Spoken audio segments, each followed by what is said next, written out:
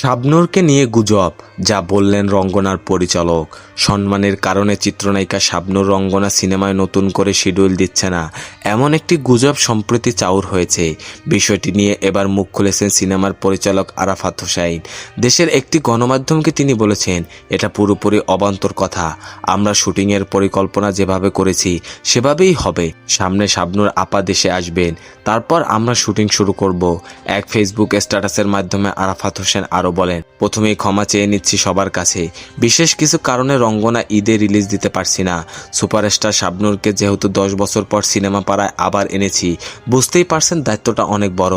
আমরা চাই সুন্দর একটা সিনেমা বানাতে, আমরা চাই আপনাদের মন জয় করতে। আমার প্রযোজনা প্রতিষ্ঠান MS মুভিজ এর একটাই কথা, রঙ্গনাতে যেন কোনো অপূর্ণতা না থাকে। আমি যেটা মনে করি, তাড়াহুড়া করে ঈদে রিলিজ করাটাই সার্থকতা নয়, বরং গুছিয়ে সুন্দর একটা সিনেমা উপস্থাপন করাই সার্থকতা।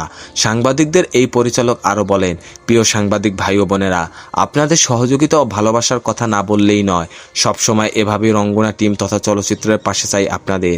যে কথাটা বলতে ভুলেই গিয়েছিলাম, আমিও কিন্তু একজন শাবনূর ভক্ত, সুতরাং শাবনূর ভক্তদের কথা চিন্তা করেই কিন্তু রঙ্গনা নির্মাণের সিদ্ধান্ত নিয়েছিলাম। হতাশ হওয়ার কিছুই নেই, রঙ্গনা আপনাদের কখনোই হতাশ করবে না। বরাবরের মতোই বিপক্ষ দল থেমে নেই। রঙ্গনা নিয়ে আজে বাজে মন্তব্য ছড়িয়ে দিচ্ছে সোশ্যাল মিডিয়ায়। সবার কাছে একটাই অনুরোধ, গুজবে কান দিবেন না। প্রসঙ্গত, দীর্ঘ বিরতির পর রঙ্গনা সিনেমা দিয়ে ক্যামেরার সামনে দাঁড়িয়েছেন শাবনূর। এর মধ্যে 3 দফায় সিনেমাটির শুটিং করেছেন তিনি। সর্বশেষ গত মাসেও শুটিং করে সিডনিতে ফিরে গেছেন এই চিত্রনায়িকা। সব মিলিয়ে সিনেমার কাজ শেষ হয়েছে অর্ধেকেরও বেশি, বাকিটা শেষ হবে চিত্রনায়িকা দেশে ফিরে আসলেই।